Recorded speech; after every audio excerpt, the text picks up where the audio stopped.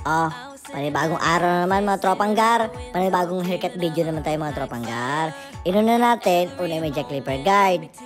Paikot lang yan mga tropang gar. Andito naman pala ulit tayo sa kabilang shop natin mga tropang gar. Binisita natin. Katapos natin yan, paikutan ng una may Jack Clipper Guide gamit tayo trimmer. Pupulpurin natin yung gilid.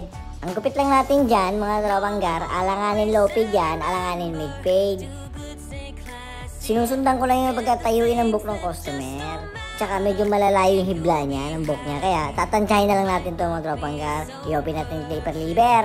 Pupudpurin natin yan, paangat lang ng konti. I-slant lang natin, i-slide natin yung clipper para siya babaon. Tapos yan, pag-open lever, i-close natin. O, mababa na yan ha. Mag-like ka na tropang gar, mag-like ka na! Yan, ina-close natin. Kasalubungin lang natin yung konti yung naka-uslit na linya dyan sa trimmer tsaka sa open lever.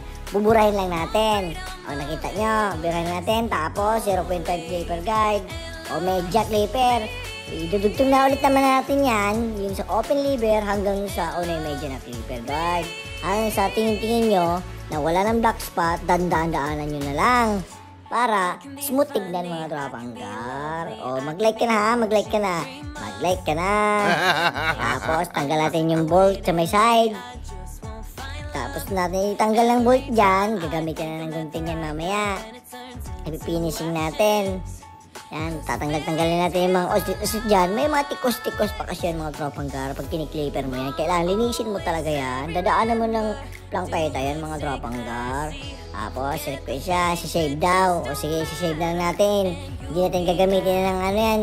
Shaver yan, kailangan razor lang. O sige, razor. Pagbigyan, tropang gar, pagbigyan natin yan. Tropa yan eh. Tropang gar, pagbigyan natin. Katapos natin yung mag-razor dyan. Maglinis tayo sa taas, point cutting, HCA natin yan. Tatansyahin din natin kasi yung buhok na tropang gar, tayuin yan. Kaya, tatansyahin lang natin. Ayusin natin lang konti, tapos iti-trim natin mamaya para hindi gano'n siyang maiksian lang. Kasi tatayo yung buhok niya eh, tayuin yung buhok ni tropang gar eh. Yan, dulo-dulo lang. Yung binawasan natin ng scissors na yan, ay scissor na yan. Scissors na, ano yan, marami? Marami ba, marami? Scissors, tropang gar.